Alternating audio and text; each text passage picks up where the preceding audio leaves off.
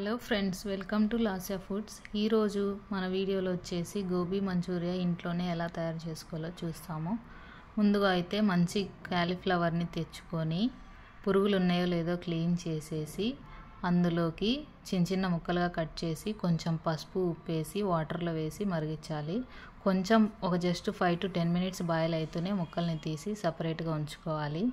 అందులో తేమంతా వెళ్ళిపోయిన తర్వాత మేమైతే రెడీమేడ్ గోబీ మంచూరియా పౌడర్ని యూస్ చేసాము. ఇది వచ్చేసి మేము ఎగ్జిబిషన్లో కొన్నామన్నమాట. ఆ క్లిప్ మిస్ అయింది. అది వేసి బాగా కలపాలి. ఫస్ట్ అయితే పౌడర్ని వేసి కలిపేసిన తర్వాత వాటర్ యాడ్ చేసుకోవాలి అవసరమైతేనే. తర్వాత బాగా మరుగుతున్న ఆయిల్లో పీసెస్ని వేసి బ్రౌన్ కలర్ వచ్చే వరకు వేయించాలి. 2 times ఇది వేడి చేసుకోవచ్చు. ఫస్ట్ పీసెస్ అన్నీ వేసి మళ్ళీ డీప్ ఫ్రై చేసుకోవచ్చు, లేదంటే ఫస్టే డీప్ ఫ్రై చేసుకొని కూడా వేసుకోవచ్చు. తర్వాత కొంచెం ఆయిల్లో పచ్చిమిర్చి ఆనియన్స్ వేసి ఫ్రై చేసిన తర్వాత సోయా సాసు, చిల్లీ సాసు, టమాటా కెచప్ యాడ్ చేసి ఫ్రై చేసుకోవాలి. అవసరమైతే వాటర్ యాడ్ చేసుకోవచ్చు.